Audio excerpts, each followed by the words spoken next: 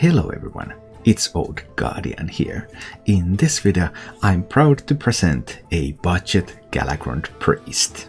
I built a Budget Galakrond Priest back in May that only uses 4 epic cards and no legendary cards whatsoever apart from the Galakrond that is free, but I just couldn't make it work right in June anymore. But after quite a bit of testing, I tried the tempo approach, I tried various cards, I actually managed to find a working solution. It's not quite as budget as many other budget decks, it still needs 4 epic cards to work, so the overall cost of the deck is 2560 dust. But of course, compared to the cost of a full Galakrond Priest with its plethora of legendary cards, that's still pretty much nothing. And the key breakthrough I made was adding 2 different rush minions to the deck. Rusted Raider, which is used in a number of current Galakrond Priest lists, it's been one of the evolutions of the archetype over the past weeks, and a page from the Tempo version's playbook with Imprisoned Vile Fiend. So with these 2 cards, they allow you to make so much more use of your apotheoses. And because the budget version relies on Setek Veil Weavers a lot for its value generation. Many of the full cost versions don't even run any copies of Setek nowadays, some of them run 1 copy of Setek, but you don't have all of those insane legendary cards that give you just tons and tons of value. So Setek Veil Weaver and some spells are what you're going to use for value. And with these rush minions, especially the Imprisoned Vile Fiend, which comes out from its dormancy, and then you can play a Setek and you can play like Apotheoses on the Vile Fiend and you can start generating spells. That just seemed to solve the puzzle for me, and I actually had more than 80% win rate with this deck. It is somewhat more control-oriented than the full-cost Galakrond Priest list, because you just don't have those faster win conditions. So you're more reliant on just removing everything, healing yourself up, and then generating value with your Galakrond in order to win games, should the opponent not concede when they run out of resources. As for the mulligans with this deck, if you're up against something like a Demon Hunter, you want a very proactive hand, you want your Disciple of Galakrond to play in 1, you want Breath of the Infinite, you want Penance, you can also consider keeping like a Holy Nova. Demon Hunter has a lot of 2 health minions, although they are nowadays also trying to get to a point where they would have more 3 health minions in the deck, so they would be more difficult to control. But these are still the good tools to fight against Demon Hunter. Then you're up against something a little bit slower than that. Disciple of Galakrond is still a good keep, Thought still becomes a good keep in the majority of matchups, and I'm a little bit more inclined to keep Galakrond in my mulligan with the budget list than I am with the full cost list, because you have no ways to tutor for Galakrond, and Galakrond is one of your only win conditions, so it becomes a great keep against something like a mage, for example. If I'm up against something moderately fast like a Hunter, then it's like Disciple of Galakrond, Thoughtsteal and Penance, because many of those decks have minions with 3 health, but not so many minions with 2 health, so Penance becomes a more effective tool. And if you want to start upgrading this to a full cost Galakrond Priest list, there are several lists available. This one is my current favorite. I played this recently, there's also a guide video of this deck on this channel, and that means that you would cut 3 of your epic cards that you just crafted for this deck. I'm sorry about that. But those epic cards are absolutely necessary to replace some of the legendary cards here. Obviously, if you already have some of the legendary cards, then maybe you can skip on some of the epics, especially on the second copy of Plague of Death. Second copy of Plague of Death is just a placeholder for Soul Mirror. Soul Mirror is the single most important upgrade you can make to the deck, so as soon as possible replace 1 copy of Plague of Death with a Soul Mirror. Or if you don't have 2 copies of Plague of Death and you have enough dust, you can consider just skipping the second Plague of Death altogether and starting out with 1 Plague and 1 Soul Mirror. After that you want to start adding these legendary and epic cards into the deck, and the order is roughly Kronks, Karsh, Murozond, Fate Weavers, and finally Madame Lazul. And you want to start making cuts with the Imprisoned Vile Fiends and the Holy Novas, and the last cards that you want to cut are the Setek Veil Weavers. Setek Veil Weavers are like placeholders for these legendary cards to generate value for you. But once you have the full package and just tons and tons of legendary sweetness, then you don't need the Setek Veil Weaver value anymore. If you enjoy this content, please subscribe to my YouTube channel and click the bell icon to get notifications when new videos come. I also live stream on Twitch 6 days a week, so check down below in the description for a link to my Twitch channel. And now, let's go take a look at Budget Galakrond Priest in action. action. I might keep a death in case of an early Edwin.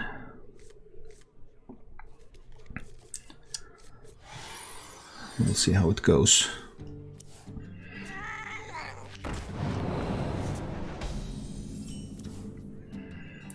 Right, Rogue is one of the classes where Thought Steal Keep is okay. There are plenty of classes where Thought Steal Keep actually isn't useful, like against Demon Hunter. Typically, if you keep Thought Steal, that just makes all of your draws so much weaker. Because you want the AoE, but in this occasion...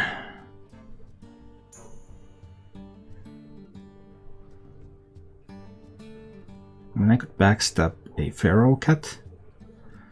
Does that do something? I guess it does do something. Let's remove a little bit of power from this board. We'll see. I was uncertain, but like, that just aren't... Rogue doesn't have 2 health minions. That would really warrant backstabbing. The intimidating minions are bigger. They just aren't that small.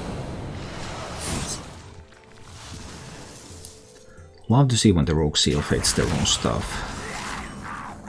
At least I love to see it. I want to seal fate some of this Rogue stuff too.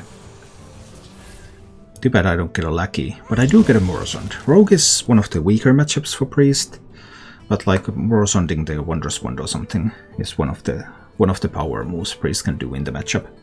Give me a quest.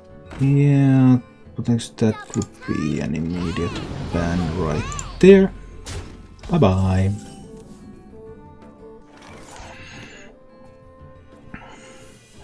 This is not the right size. The right size is 4/4, so it doesn't die to penance. I mean, I even have the option to coin a Rusted Raider over there. Would that be an interesting option? It spends my coin, which is kind of bad.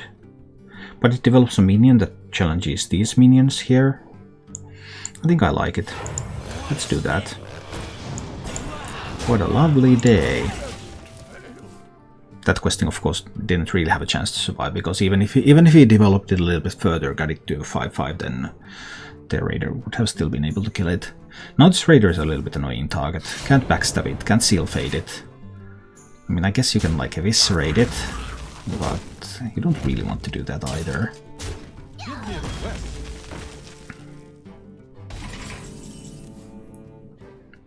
That... I don't know about throwing away questing adventure like that. Personally, I dislike throwing away questing adventures. I like questing adventures, I think they're fun cards. And I like to use them a lot. But some people like to throw them away too. That Fate Weaver is sweet, but not yet, because I want to penance that questing.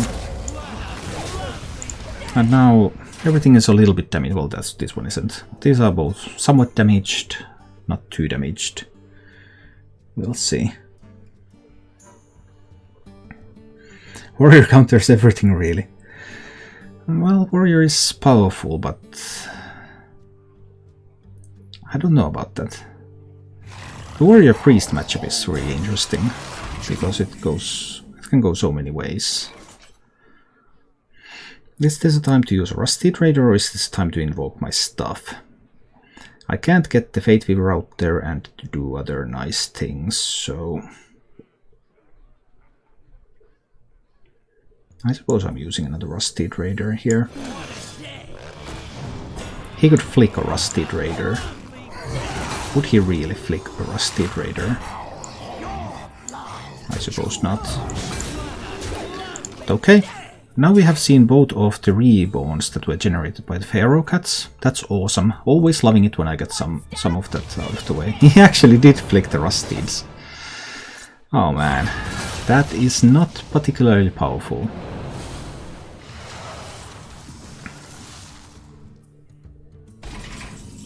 Does he want me to... Does he really want me to, like, death this flick? Maybe he does. So I could do like Thought Steal and then discount my stuff, and then I could death the flick. I think I like that. Let's do that. Toadsteel. Get some cards from him. Then discount some stuff. And then I'll just death the Flick. I had the opportunity to use Eviscerate on it too, but I think I preferred it this way. I was of course hoping for some slightly more powerful cards than these. Now there could be the Heist Baron. We'll see about that. How to go legend with this rage. I mean, it is really... Tilting is really a thing. It absolutely is a thing.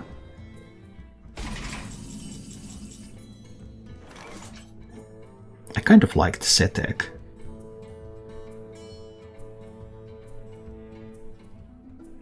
Setek and backstab. And do nothing else. Oh, that's a little awkward.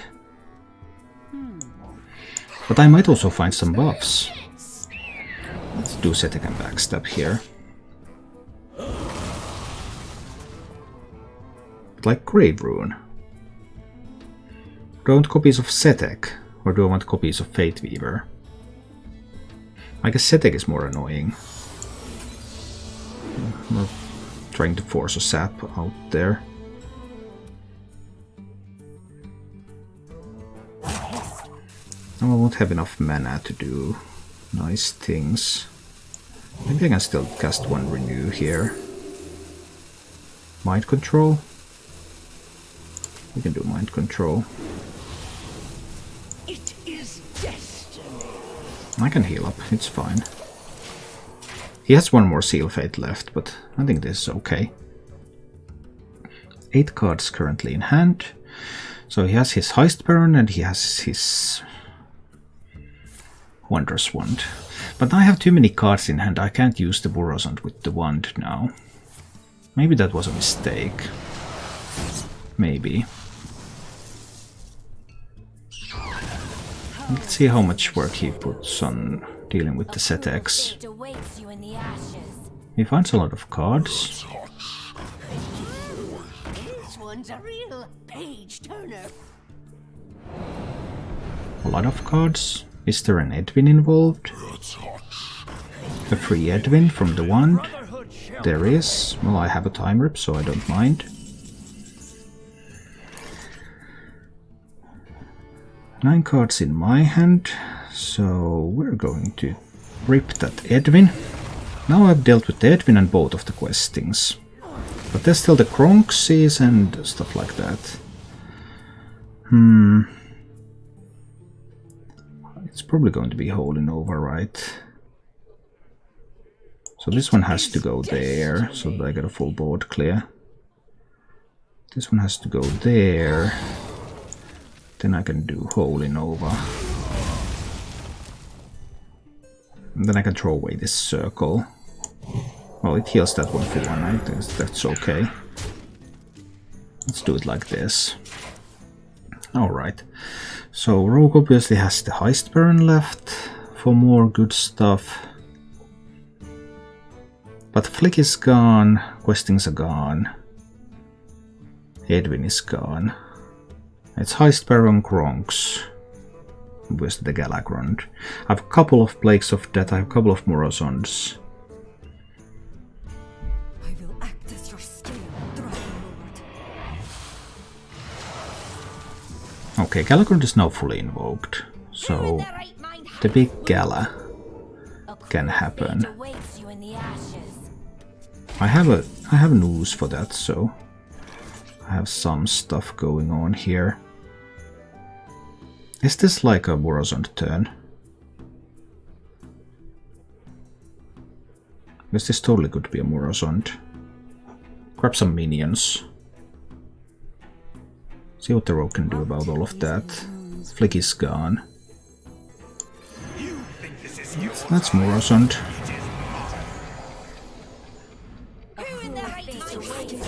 Let's get some minions on this board. 8 cards in hand. I play this and I go to 9 cards in hand. That's acceptable.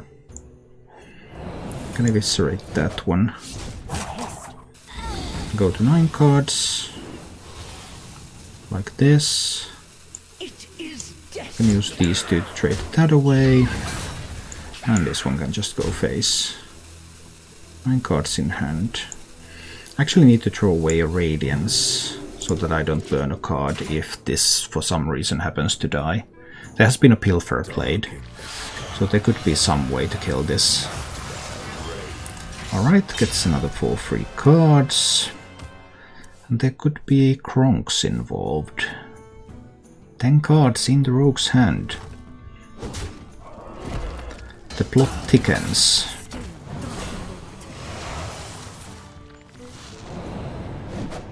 But with the Flick gone, it's much more difficult to deal with these Murozonds. I have the option to just play Murozond myself. I will become Galakrond without the battle cry effect. So I will get 5 armor and change my hero power. Is that desirable? I do wonder. Because it could be.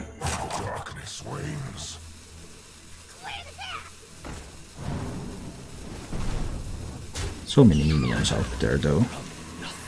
Need to get rid of some stuff here. Right. And he still has the Kronk, so he can buff up these minions. I'm just going to Holy Nova, am I not? Yeah, now with this hand I'm just going to Holy Nova.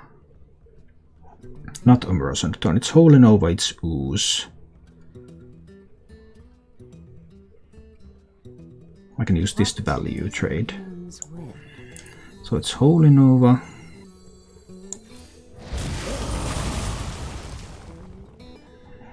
And I ooze away the weapon.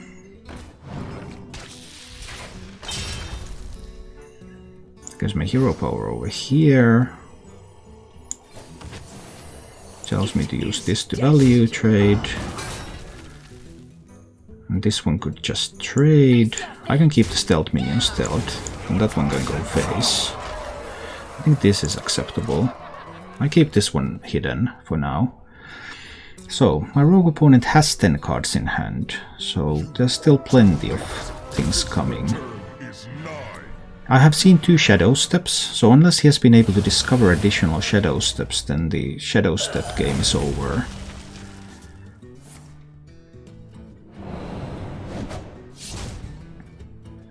Does he have a Togwaggle Scheme is another card that he could have, which would of course make it very difficult for me to win. He doesn't have that. So I want to get rid of Kronks. I don't ever want to see a Kronks again. I don't want him to discover something that allows him to do Kronks things. Which means that this turn is simply a Plague of Death. Just ensuring that he cannot discover anything that gives him additional Kronksies.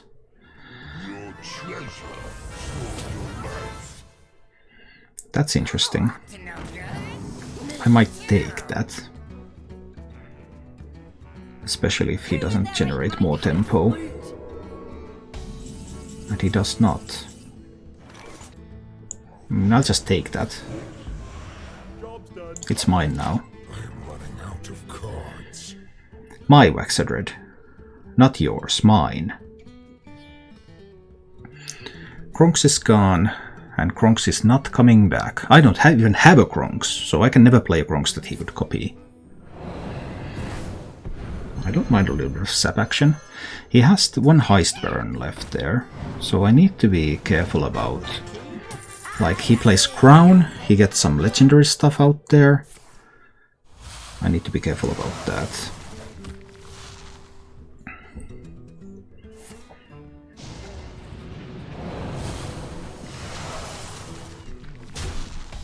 So far, so good. What if I play Murozond? It plays Sap. It gives me a Heist Baron. It plays Praise Galakrond somewhere. That's not particularly impressive. What is a loon's will? But I could first death the Togwaggle so that that doesn't get sapped. But any of these getting Zapdos isn't that terrible for him either. What other alternatives do I have here? Because I want to save this Plague of Death because he has probably a crown there. Death and Breath. Death and Breath and Shield. Doesn't do a whole lot. I guess it is the Death.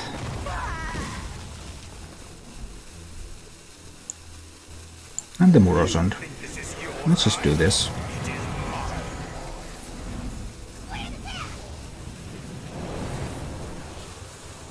Let's just do this. That's a slow Murozond if I ever saw one.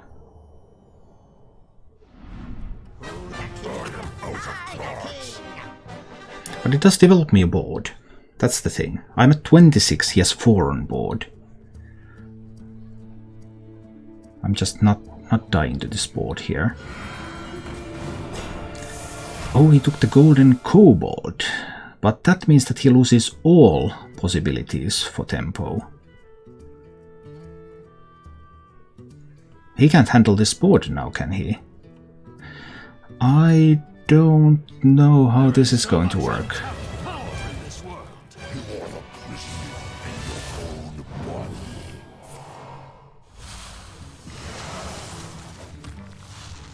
Okay.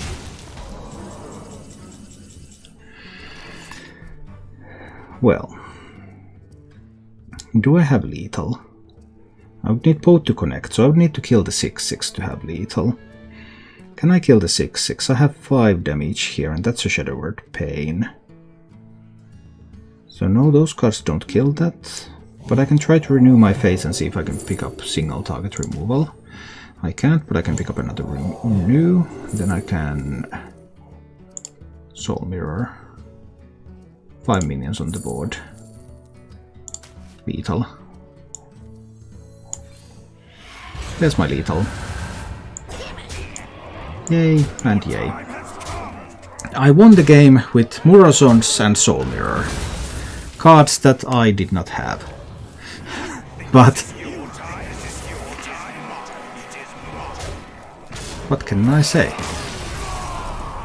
It's good to have some random generation when you're playing on a budget. It just doesn't do it. Already the Kael'thas nerf and the Altruist nerf affected it greatly. Like Altruist nerf, the only archetype of Demon Hunter that Altruist nerf really hit was the OTK, because then you couldn't get to that point where you do the inner demon and go face anymore, effectively. If there's anything on the way. But yeah. And Twin Slice nerf made it even more difficult to do anything with Kael'thas. 1 PM West Coast you. At the moment West Coast you, so okay.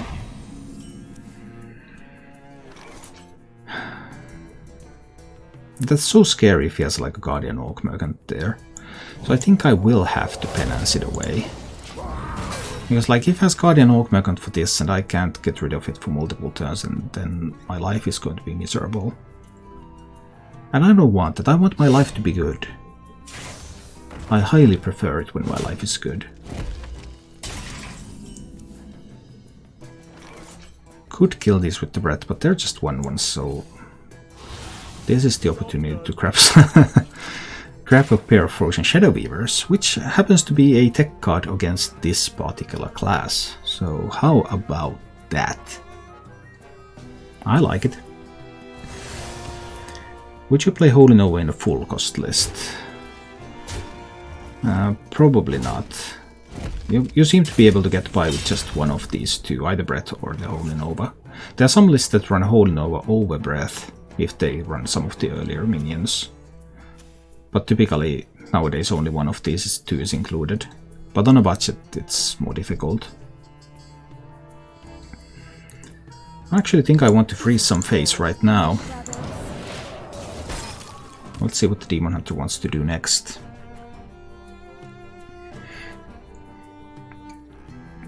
What do you want to do, Demon Hunter? next turn he can of course play the Warglaives.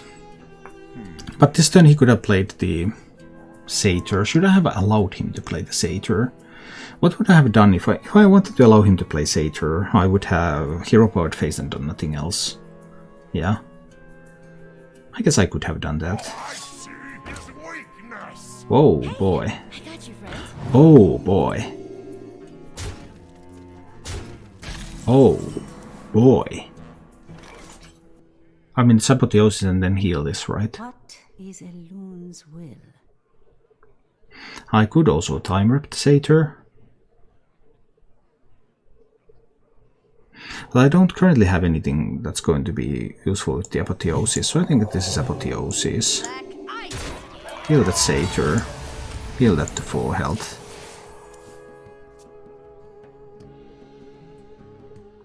That's often, like, it can be hard to have the tempo to use Time Rip against Demon Hunter. So that's why I was contemplating that one too. But I figured this has got to be better. Obviously he's going to kill this and then push face damage, so didn't quite heal as much, but we got rid of a Beaming Sidekick, we got rid of a Satyr. When he didn't even have... oh boy. How about that? Turn 6 against Demon Hunter and I'm at full health. You don't see that every day. No, you don't. So that means I'm going to breath this. I'm just going to freeze his face again. Because I'm playing Priest, so my goal is to be as annoying as possible. Hi, Duncan. Good to see you. But I mean, eventually Demon Hunter is just going to explode. Hopefully, that portrait is the one that's doing the exploding. But we'll see. Not a great time to play Apotheosis when I'm at full health though, but... why is there Consume Magic in that deck? I already know it's not a Highlander deck because there's Frozen Shadow Weavers there. But now he can finally do the Warglaives, so he will still be fine. Are you kidding me? Frozen Shadow Weaver number 3. He most likely has Claymore, Altruist and Skull in hand. He could. On the other hand, I mean, nothing that I did prevented him from playing the Skull. The Skull was constantly playable there.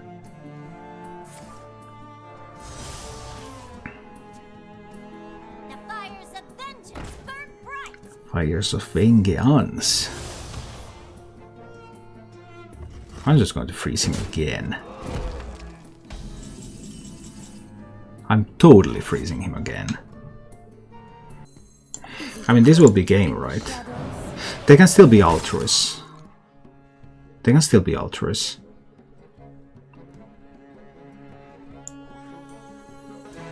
So do I commit this attack?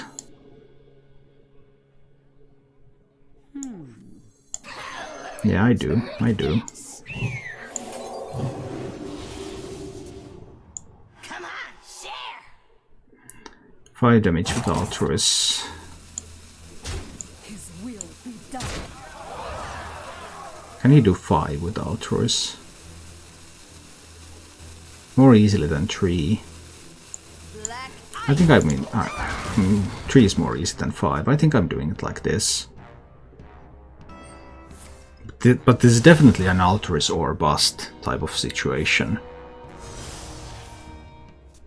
There is literally nothing else that can save him. And it looks like he doesn't have an Altruist. 3 Frozen Shadow Weavers. 3. That's insane. His will be done. And then we just... Turn 9. Lethal against Demon Hunter and Priest is at full health. How about that? I have never seen that happen before. Toy business is no child's play. Can I afford to keep the Raider? No, I can't. I can only afford to keep the Penance. I need to look for AoE. I have a feeling that this Demon Hunter is going to go face. Chaos Strike Skull for 1 minute game of 0 minute slice exact lethal. Yeah. Perfectly normal things that happen when you play Hearthstone.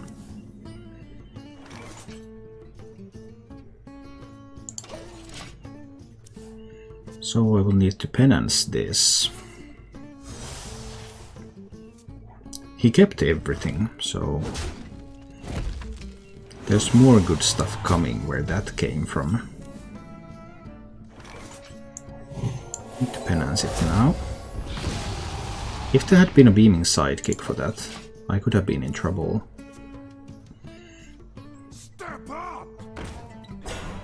Ah, he wanted to save it for that one. I see what you did there. Yeah, once it takes damage it gains +2 attack.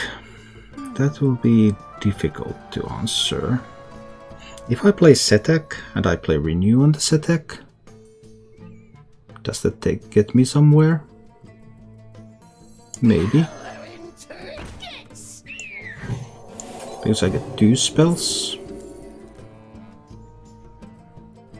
There's the pain, but I won't be able to pain that anymore.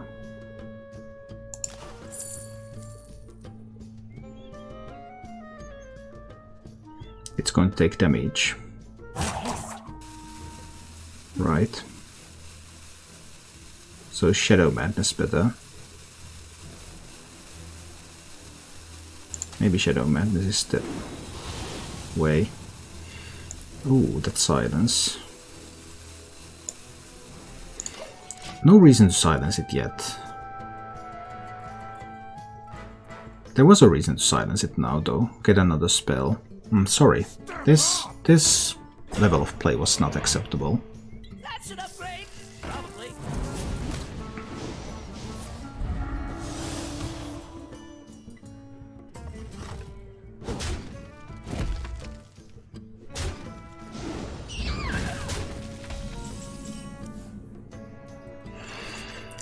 Well, maybe this was okay. This is going to become pretty big though. I mean, I could silence that and then play Holy Nova. Then he will have a 6/1 Bone Chewer over here that I cannot kill unless he plays another minion. Or I can silence this and Shadow Madness it and kill it off into that one, which will leave his board vulnerable unless he finds another sidekick or Orc Merchant.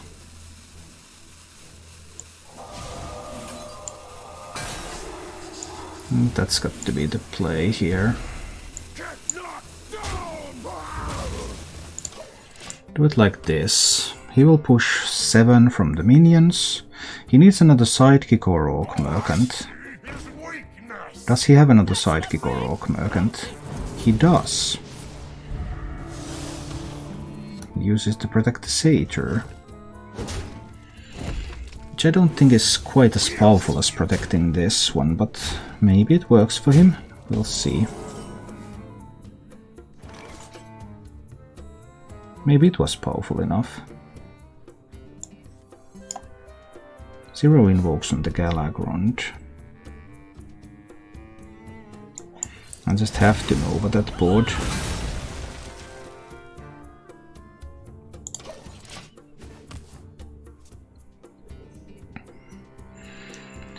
So he will get another minion from the Satyr.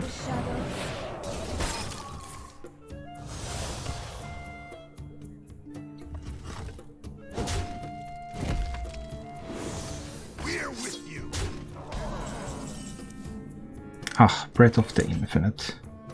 That's good. Now I can Thought Steal something from him. Let's see what I can pick up. Breath of the Infinite to kill the Satyr. And just develop the Battle Fiend. Yeah, just develop the Battle Fiend out there. It challenges this minion. He needs to do something about the Battle Fiend. He has only 2 cards.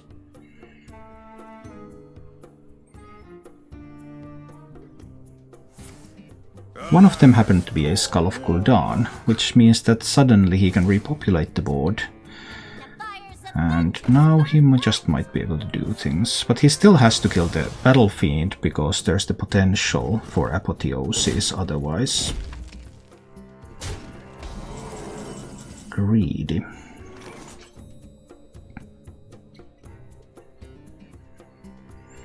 So now I can time rip this one.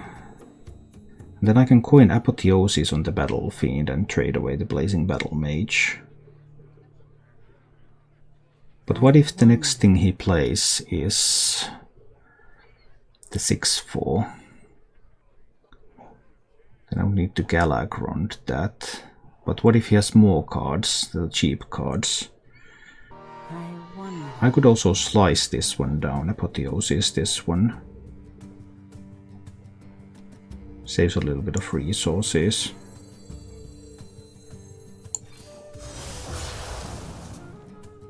I can slice down that one. Then I can play Apotheosis on this one and trade away that. And that means that I can heal my face. So I go to 16. Like this. And I hold the coin. And if he like manually hits into this, then that's another 4 healing for me. Yeah. Metamorphosis. Okay. That is of course a bunch of damage. With the Shadow Word Death pickup I can now afford to rip the Battle Fiend. Because I have a death for the 6/4s. I can also afford to play a minion on the board because I can use the coin now for a hero power heal on my face. I get information about his hand. I think he has a Glaybound Adept in hand, right? He does. He does indeed. Coin the hero power over there. But now I have a Glaybound Adept too. That's obvious, that's already 9, 10 damage. He top decks another Skull of Gul'dan. That is potentially very powerful. A Warglaves and an Armani. And a Cane. Impressive. Bit too much damage, isn't it? Because now it's 5 plus 4, that's 9 plus 4, that's 13 damage from hand. With the existing resources that I already know of. Yeah, it seems that the Demon Hunter is able to win this one. I go to 16 and he only needs another 3. On top of what I already know he has. Well, Demon Hunter is strong, and when they draw, like, that was a double skull draw. Skull on 7, skull on 8. That's just so many resources. Trying to think of a way to survive this, but I don't think there are any. I mean, this maybe helps me live for 1 turn. I should have, of course, played this. I clicked the turn button too soon. But I don't think I can survive 2 turns. I don't think there's anything that helped me survive 2 turns. I don't even survive 1 turn if he has a slice.